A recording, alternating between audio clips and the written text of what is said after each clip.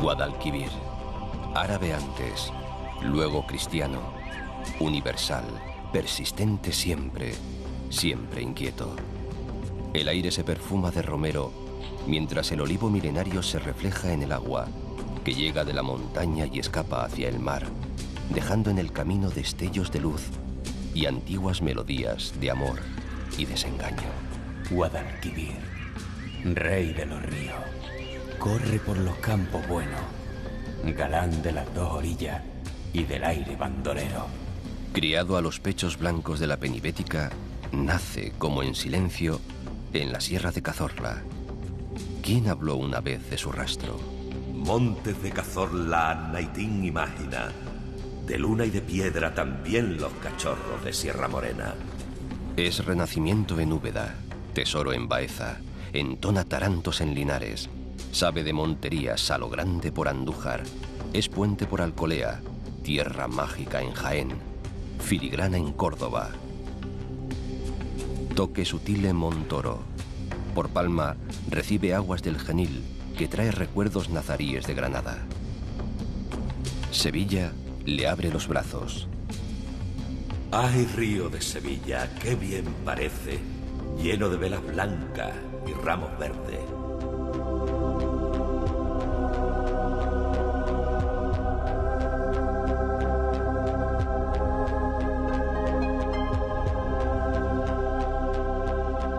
Y le abre también la puerta grande de las marismas. Luego, entre mar y río, surgen las islas, los cortijos, los olivares, las reses bravas y la gloria de la marismería, brazos, caños, regatos. Un largo viaje para acabar entre las mareas de Sanlúcar, con la duda eterna que se atrevió a formular Machado. Como yo, cerca del mar, río de barro salobre, sueñas con tu manantial.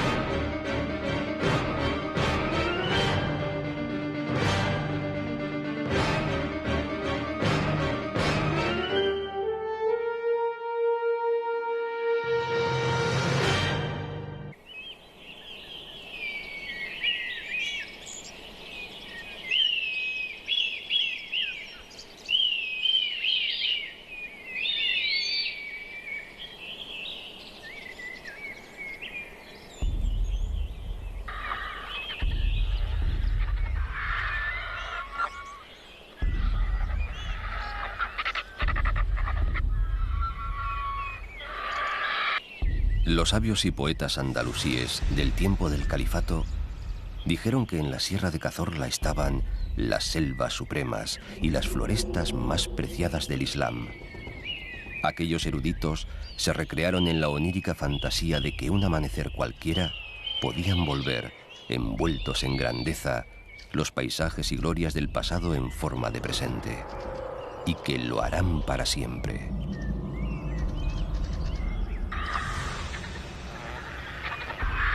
Es suficiente vislumbrar, aunque sea por un instante, esta sierra llamada de Marina, porque conviene recordar que de aquí salió durante siglos la madera para las flotas. Exuberante, grandiosa, imponente. Tanta importancia tuvo que, pese a su lejanía del mar, perteneció administrativamente casi siempre a distritos marítimos. A 1350 metros de altura, entre la cerrada de Utrero y la cañada de las Fuentes, sin otro ruido que el rumor del viento contra los pinos y el propio del agua al romper contra las peñas, nace el Guadalquivir. Los Quintero, Serafín y Joaquín, cantaron la grandeza inicial del antiguo Betis. Detente aquí, viajero. Entre estas peñas nace el que es y será rey de los ríos. Entre pinos gigantes y bravíos, que arrullan su nacer y áspera breña. Hacia el norte, Segura de la Sierra. Más allá, las tierras planas de Ciudad Real y las rugosidades de la sierra albaceteña de Alcaraz. Por el altiplano de Granada, su emblema montañoso, el Pico de la Sagra.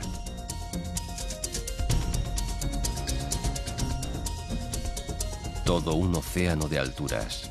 Ya lo confesaba Alberti. Por preliminares, alza cima de montes, viendo la luz en sábanas de río.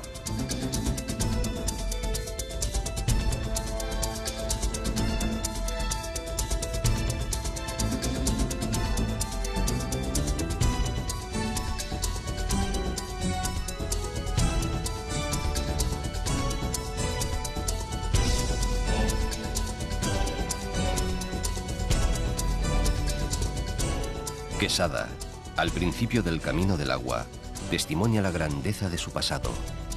Cuenta la leyenda que para facilitar el paso de Isabel la Católica en su conquista de Granada, se construyó en una noche el Puente de las Herrerías.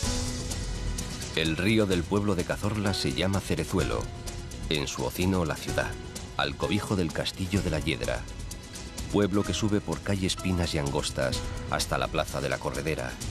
Ha habido quien, en ese tortuoso devenir, asegura haber escuchado en forma de embelecos pasados canciones de recuerdos conocidos.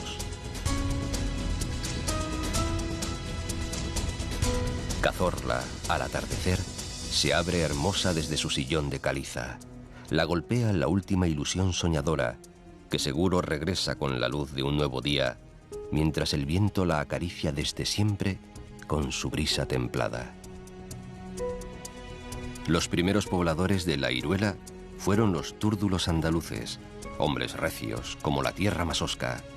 Sobre este primer asentamiento, los cartagineses fundaron la ciudad de Curris, que según viejas crónicas fue populosa durante el Imperio Romano. Con la dominación musulmana adquirió su actual nombre. Luego, los templarios edificaron en la roca, con su sabiduría misteriosa, un castillo que domina la campiña de Jaén.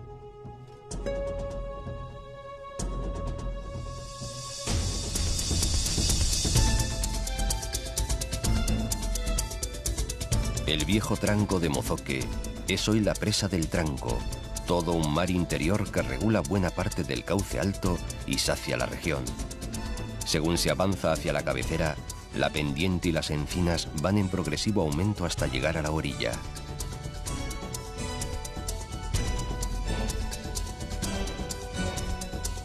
Coplas de amores y desamores, de orgullos y desprecios, de despedidas, de sentimientos variados, es lo que cantan las malagueñas y seguidillas de estas tierras de Santiago de la Espada.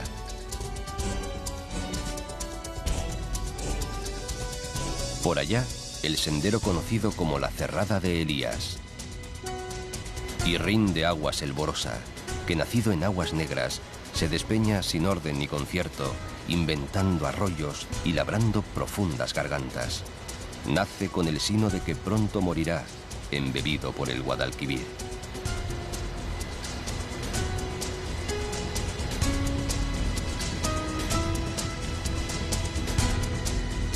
El arroyo del infierno baja atormentado de los campos de Hernán Pelea, dividiendo las sierras de Segura y Cazorla bajo la atenta mirada de los farallones rocosos de las banderillas.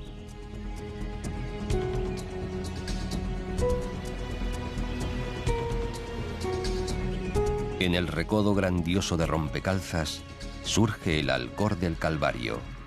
El recogimiento prevalece imponente, donde, en soledad de amor herido, caviló sus misticismos San Juan de la Cruz. El yelmo, pico inexpugnable y altanero, anacorete y silencioso, exhibe su silueta caprichosa. En esta sierra de Segura no hay otro que le haga sombra. Quevedo dijo que era un peñasco atrevido, morada de estrellas y dura cama para el cielo. Antes, Jorge Manrique, al que algunos hacen nacer en estas tierras, lo glosó en romances comparándolo con el fin del mundo conocido. Entre una y otra cita, vive el lugar envuelto por el mito de unas leyendas fraguadas en tiempos tumultuosos, cuando las fronteras eran endebles y desconfiados los parlamentos y embajadas entre árabes y cristianos. Junto al embalse, Hornos, antiguo señorío de San Miguel de Bujaraiza. Solo sobreviven los restos de su castillo árabe, del que fue maestre calatravo don Rodrigo de Manrique. Luego la sierra se cuaja de manchas, se salpica de cortijos entre un oloroso manto de enebro, salvia y romero, aromas sobre los que se asientan las 4 villas. Iznatoraf, aceitunera. Sorihuela del Guadalimar, Puebla bonita y pequeña, como dice el fandango. Villanueva del Arzobispo, reina del aceite.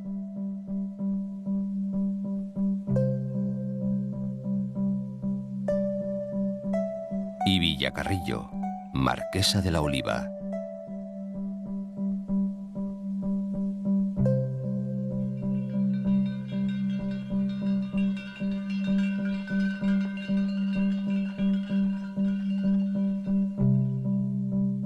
El nombre de Torre Perogil tiene su origen en el señor de la torre en torno a la que se construyó el pueblo, Pero Gil de Zático. Cuenta la historia que luego, durante las medievales guerras de banderías, el potente baluarte fue destruido y el solar sembrado de sal, y que su cuarto señor, aliado y amigo personal de Pedro I de Castilla, fue degollado junto a este en Montiel.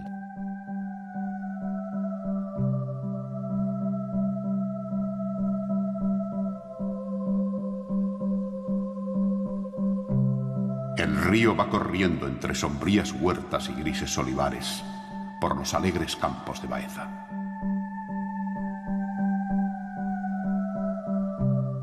Úbeda, en la comarca de la Loma, entre los famosos cerros, es patrimonio del mundo civilizado, perla italiana de un renacimiento que por andaluz presume de características propias.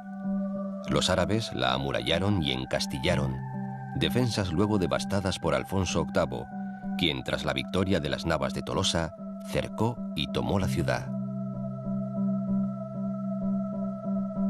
Entre sus callejas, talleres de casi todo lo imaginable, y el recuerdo de San Juan de la Cruz, que entre tanta historia y belleza dio finalmente a la caza alcance. En sus palacios se recitaron los versos de Petrarca y se cataron los vinos de Palermo, traídos por el gusto exquisito de don Francisco de los Cobos y Molina, el hombre que mandó construir, para hacer más llevadero el tránsito entre la vida y la muerte, ese hermoso grito barroco, labrado en piedra, que es la Sacra Capilla del Salvador.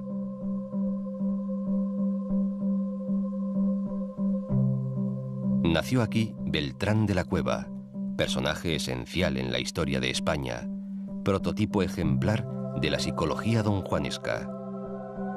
Y Francisco de los Cobos, secretario de Estado del emperador Carlos V. Y San Juan de la Cruz, aquel carmelita descalzo, poeta universal, que olvidado por casi todos y agotado por una dolorosísima enfermedad, aquí murió tempranamente.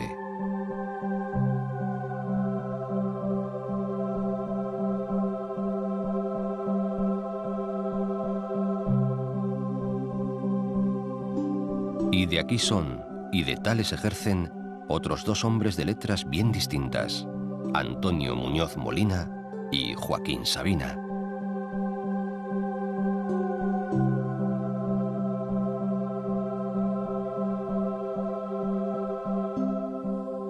Baeza, centro geográfico de la provincia de Jaén, se levanta justo al lado, en otro promontorio que domina el valle del Guadalquivir. La ancestral riqueza de sus tierras hizo fecunda la ocupación humana desde tiempos prehistóricos. Pero la ciudad alcanzó su magnificencia en el siglo XII con los almohades, que hicieron de Baiyasa plaza principal entre sus posesiones peninsulares. La fortificación fue mejorada y proliferaron los mercados, las mezquitas y los edificios públicos. Y más tarde, en el siglo XVI, Baeza, marchando al ritmo del gran siglo hispánico, desarrolla su apogeo arquitectónico y su prosperidad económica, que se asentaba en el cultivo de la vid y el cereal y en la industria de los paños.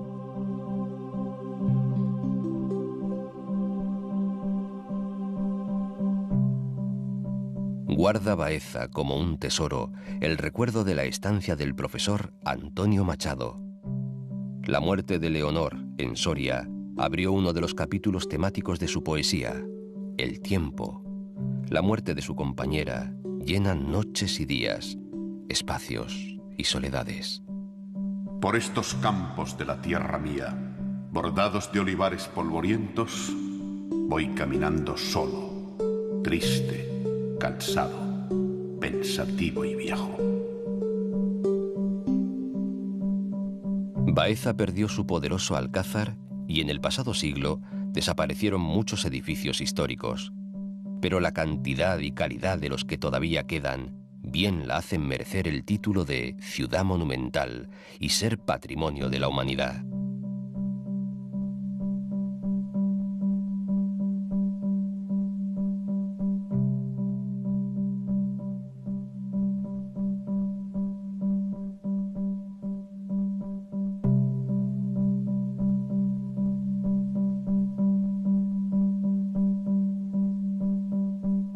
Perderse en Baeza y nunca acabar.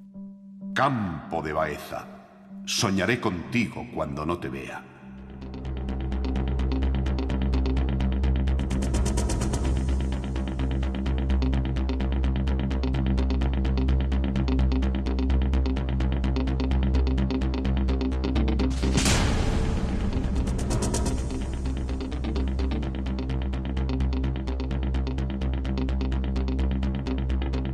Jaén está cerca, en el entorno del valle, al otro lado del río, con unos orígenes que se pierden remotamente en el tiempo de los tartesos y unos rastros colonizadores de fenicios y griegos, aunque realmente fue con los cartagineses cuando la vieja Auringis comenzó a ser plaza fuerte, tras la boda del gran Aníbal con la hija de un jefe local. Durante 5 largos siglos prolongaron su estancia en Jaén los árabes. La consideraron una gran ciudad, le dieron walí y levantaron mezquitas, fortificaciones y palacios. Hoy, como ayer, el castillo medieval de Santa Catalina se yergue en la cima del cerro, recordando sin duda a aquel célebre historiador que lo calificó de una de las más inexpugnables fortalezas de Al-Ándalus, llegándose a ella por un camino semejante al de las hormigas.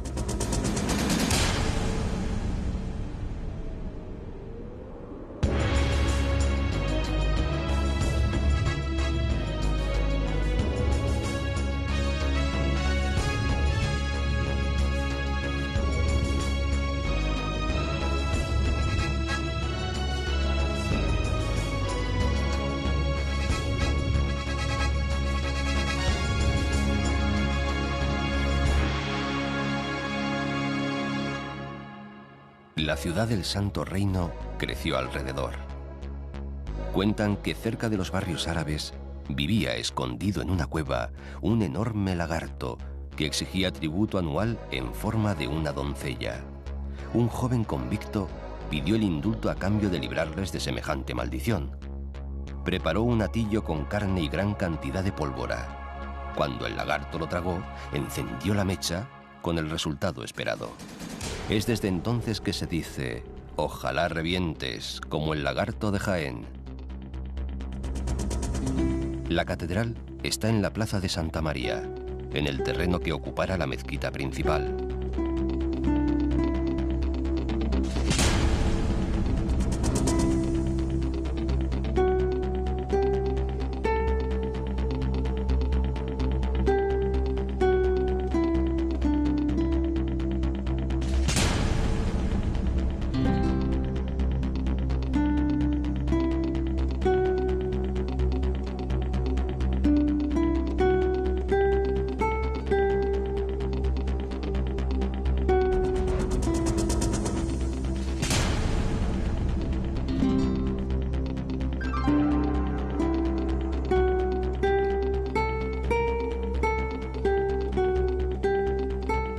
el sótano del Palacio de Villardón Pardo se esconden los baños árabes.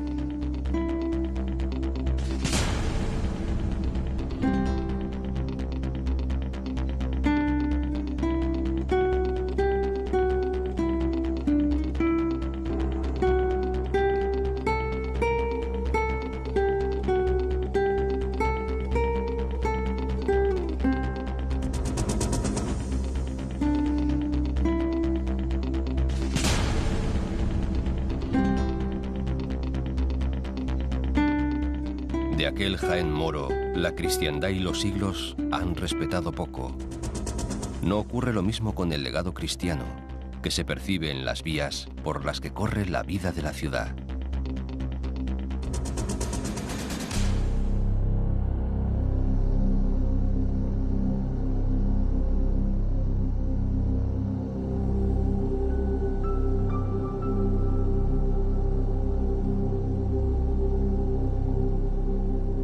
Estos campos del antiguo pueblo de los oretanos son ahora tierras de olivares, sierras sorprendentes donde se refugian el muflón y el ciervo, un lugar casi mágico que florece entre pinos al amparo de pueblos y ciudades acrisoladas por el tiempo, en un viejo reino eternamente fronterizo.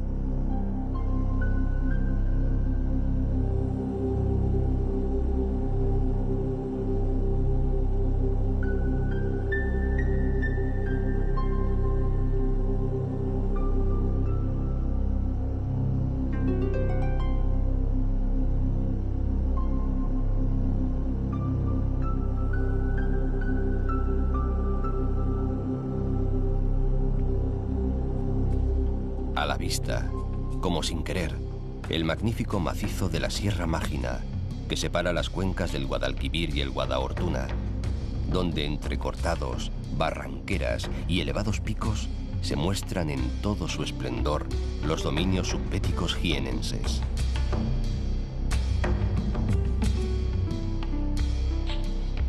No se sabe bien si lo de Mágina se refiere a Magna por su grandeza, o si, haciendo caso a antiguas supersticiones, la palabra se refiere a una sierra mágica. Lo cierto es que los elementos sobrenaturales han calado hondo en los pobladores, algunos de los cuales, según dicen, mantienen la ancestral costumbre de disponer las camas en sentido transversal a las vigas del techo, para evitar que se les escape el alma durante el sueño.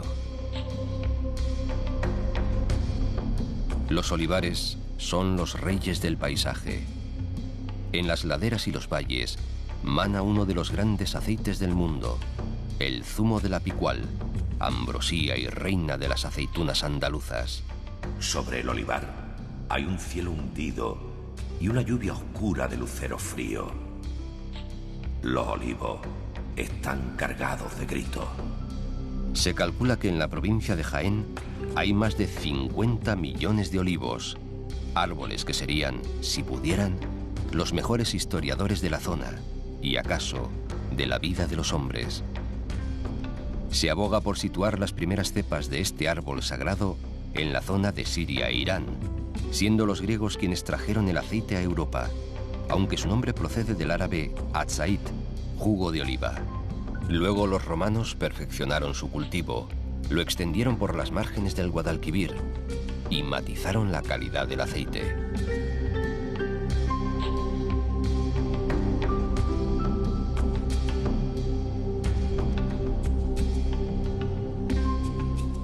El poeta malagueño Emilio Prados cantaba en su Vega en Calma: cielo gris, suelo rojo, de un olivo a otro vuela el tordo. Al cruzar de nuevo el río Linares.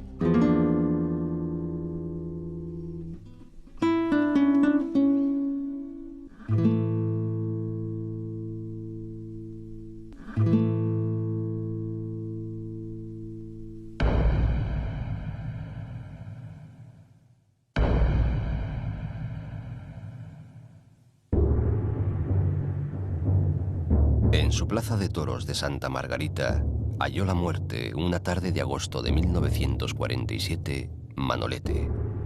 Desde entonces, cada día, los cuidadores de la plaza trazan una cruz en el albero, en el mismo lugar donde el toro isleño de Miura hirió de muerte al maestro.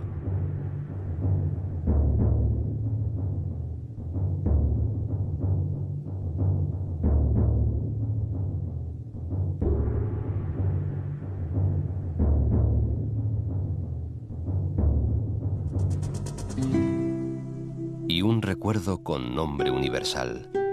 Aquí nació el gran maestro de la guitarra, Andrés Segovia.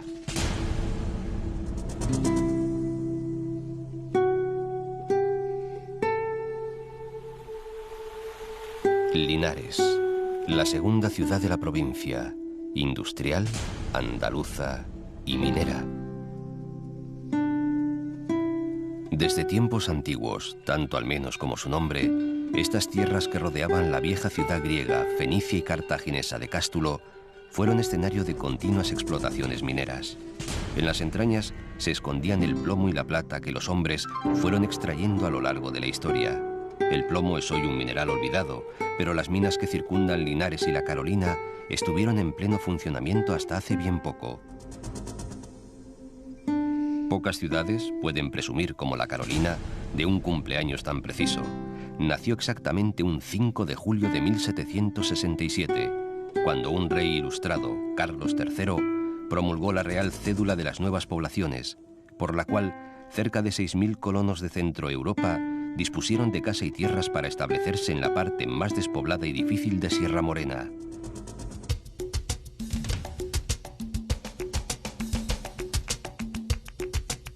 Baños de la Encina, pueblo recoleto, con sabor moruno, anclado en el medievo gracias a su soberbia fortaleza árabe, reconstruida en el siglo XV.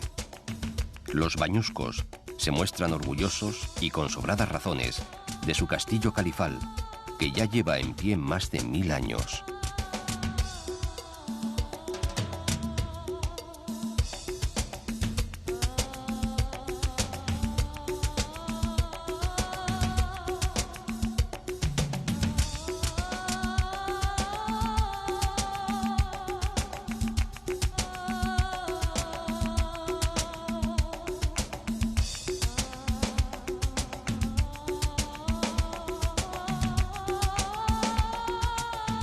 Mengíbar nació alrededor de un imponente torreón del siglo XV que contempla cómo entre alamedas ribereñas y campos de regadío, tras pasar Villanueva de la Reina, avanza el Guadalquivir para recibir al Jándula, un hilo de agua que escapa del Encinarejo antes de entrar en Andújar.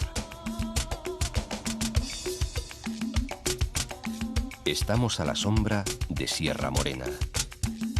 Suma Andújar unos 40.000 vecinos, que hacen romería en abril, administran casi 1000 hectáreas de tierra que esconden minerales y mantienen una larga veneración por su señora, la Virgen de Sierra Morena, que reina entre la serranía y el río. Andújar es la puerta que comunica la meseta con el valle medio y bajo del Guadalquivir. Quizás por esta situación estratégica, fueron muchos los pueblos que trataron de ocuparla. Fue llamada por los romanos Iriturgi, de ahí que a los andujareños también se les conozca por iriturgitanos. Fue asediada por los cartagineses y posteriormente liberada por los escipiones. Su nombre original, Altújar, suena a morería.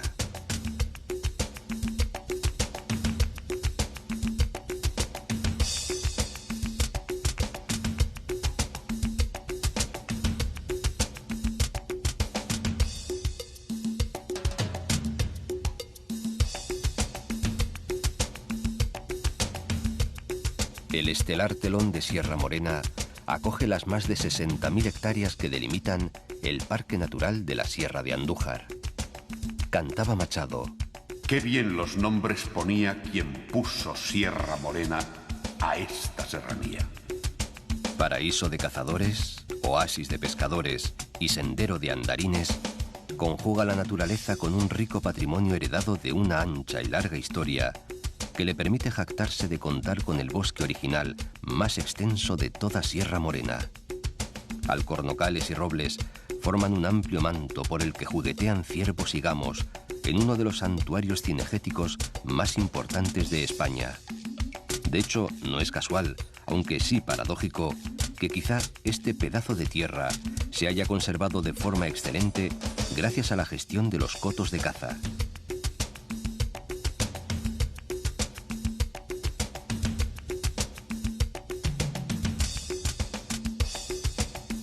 Las aguas del Jándula y del Yeguas proporcionan placeres a los pescadores y a los amantes de los deportes acuáticos, a quienes es fácil encontrar en los embalses de La Lancha, el Encinarejo o el Rumblar.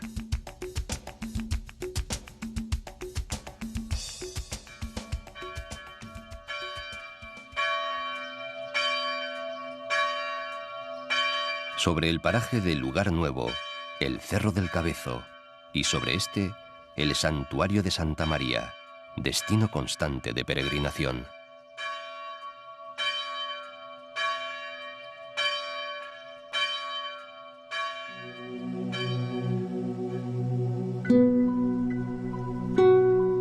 En el balneario de Marmolejo quiso don Armando Palacio Valdés que tomara las aguas su hermana San Sulpicio.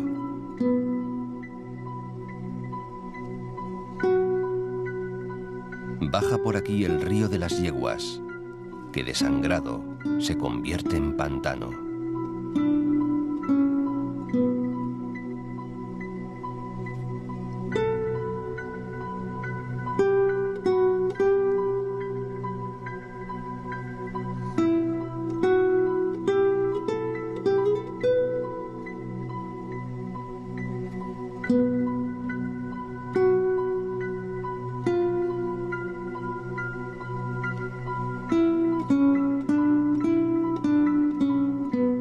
Si en su nacimiento fue todo pinar, el Guadalquivir jaenero ha marchado entre un mar verde de olivos. Y ahora, cuando el río de las Yeguas pone las lindes a la provincia de Córdoba, el río Grande busca el aliento de la Vega. El Guadalquivir describe un arco pronunciado, en cuya margen izquierda se asienta Villa del Río.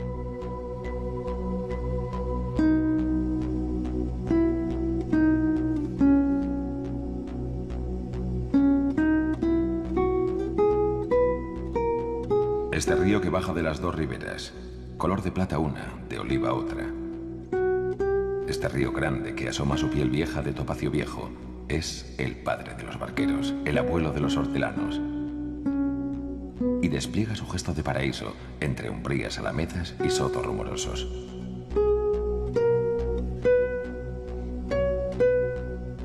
Luego, perezoso, el río se pierde entre vueltas y revueltas a su paso por Montoro. Montoro. Su ubicación privilegiada ha propiciado el asentamiento humano desde hace 4.500 años. Aquí se levantaron a lo largo de los tiempos importantes poblaciones iberas y turdetanas. Los griegos la denominaron Aipora y fue una de las repúblicas confederadas con Roma. Los árabes, que la ocuparon en el año 712, levantaron su fortaleza en el lugar que hoy ocupa el castillo de Santa María de la Mota, hasta que fue conquistada por Fernando III. Las tropas francesas no lograron entrar en la ciudad, aunque lo intentaron no pocas veces.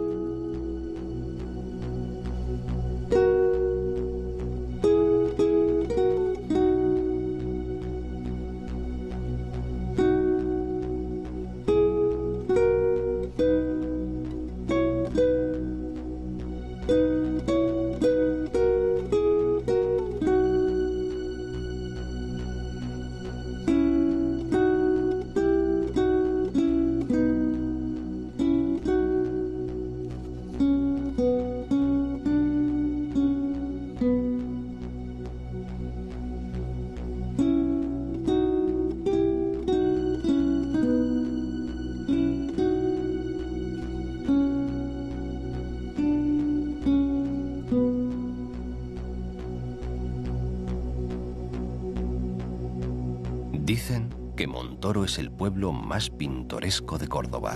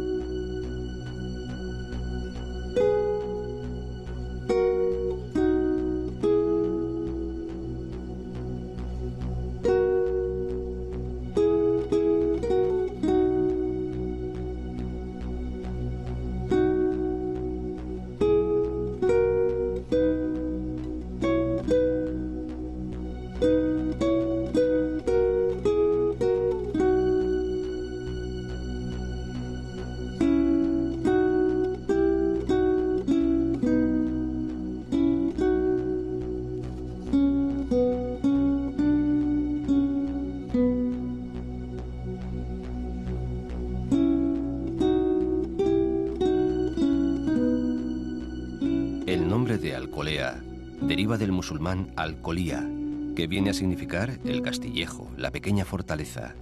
Mucho antes de la presencia mora, estas tierras surtían de ánforas de vino y aceite al tráfico entre la Bética y el Imperio Romano. Y mucho más tarde, aquí se acuñó una frase famosa: más tiros que el puente de Alcolea.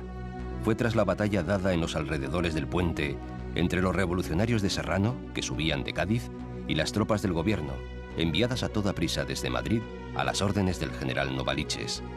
Hubo casi 2000 bajas entre muertos y heridos, y no pocos impactos de fusilería y cañón se estrellaron contra las piedras del puente. Tras el combate, los sublevados tuvieron expedita la vía hacia Madrid, e Isabel II saldría para un exilio parisino del que no habría de volver.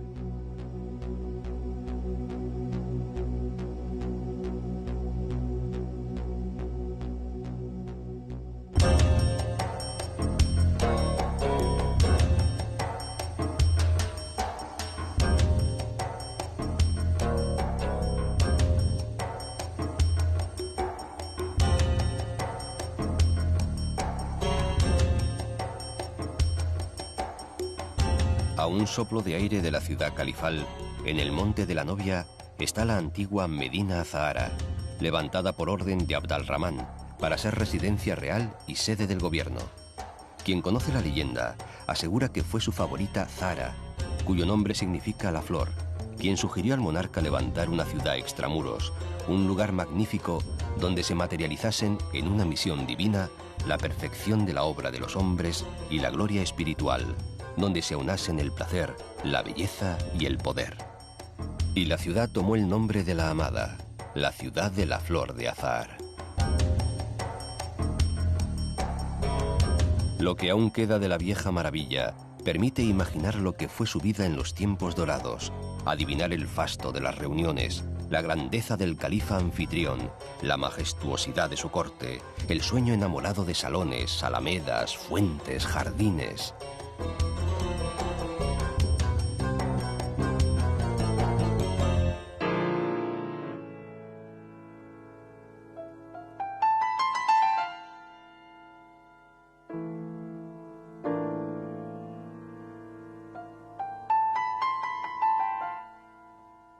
Después se hace realidad un sueño.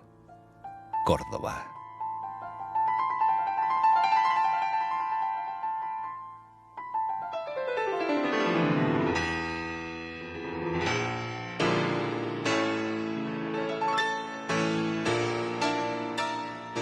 Córdoba, que en lo más profundo de su corazón piropea a su Virgen de los Faroles, obra de Rafael Romero, hijo del genial Julio Romero de Torres, y se arrodilla para llorar a su Cristo, sobrecogido en la Plaza de los Dolores, que es símbolo de este pueblo sentido y viejo. Se dice Córdoba y es sombrero de ala ancha, caballito blanco, trabajo y esfuerzo, sabiduría y buen tiento. Gran capitán y fraidurías en la calle de la Plata, la Tercia de Montilla o Rabo de Toro en Santa Marina, barrio de los Califas, Lagartejo, El Guerra, Manolete, las tabernitas de Cante Escuchao, patios iluminados, correderas, compases, faroles.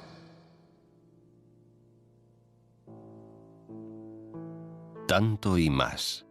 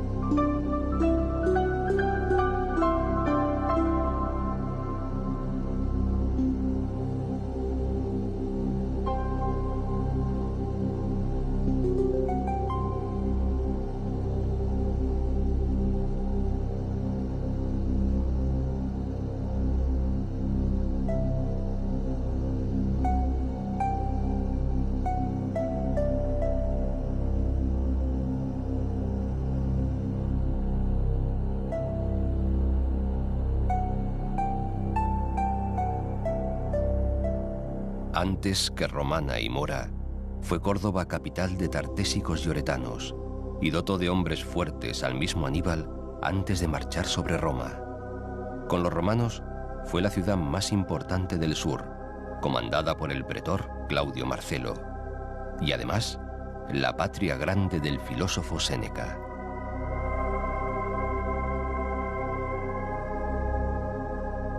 Con los árabes fue la nueva Bagdad. Las mezquitas comenzaron a construirse con la quibla mirando al sur, para marcar diferencias con el lejano califa, hasta que Abderramán se declaró a sí mismo emir de los creyentes.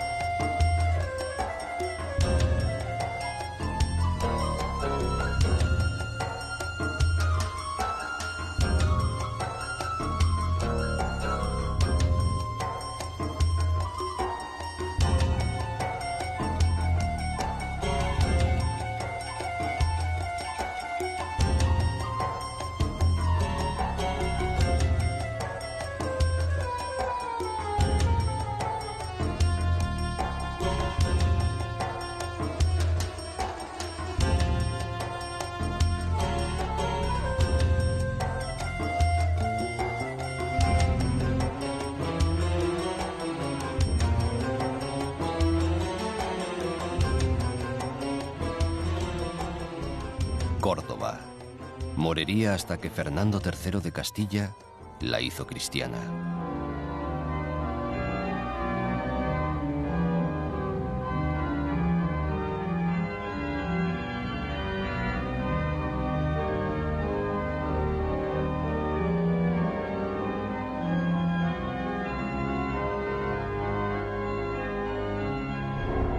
Córdoba nunca engaña. Por fuera orden romano, por dentro fuego barroco y nostalgia mora.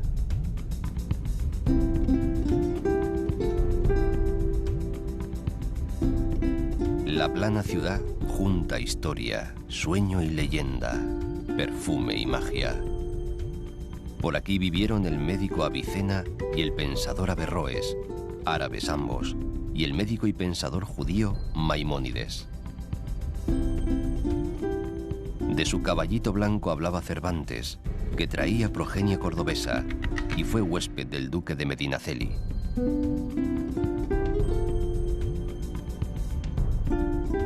En la plaza del Potro, que fue pueblo en el siglo XVI, se asentó la posada legendaria del rey don Pedro I, descrita en el Quijote. Junto a su fuente negociaron tratantes y mercaderes, descansaron labriegos y trapichearon pícaros, malandrines y otros caballeros de industria.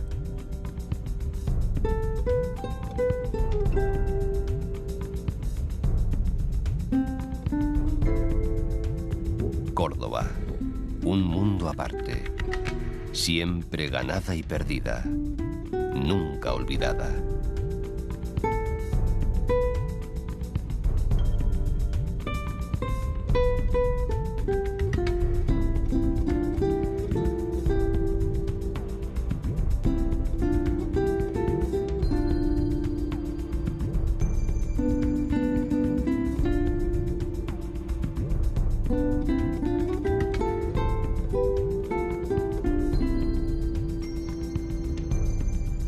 Fue Federico García Lorca, a quien desde las torres cordobesas le miraba la muerte, el que dijo: ¡Ay, qué camino tan largo! ¡Ay, mi jaca valerosa! Aunque sepa los caminos, Yo nunca llegaré a Córdoba.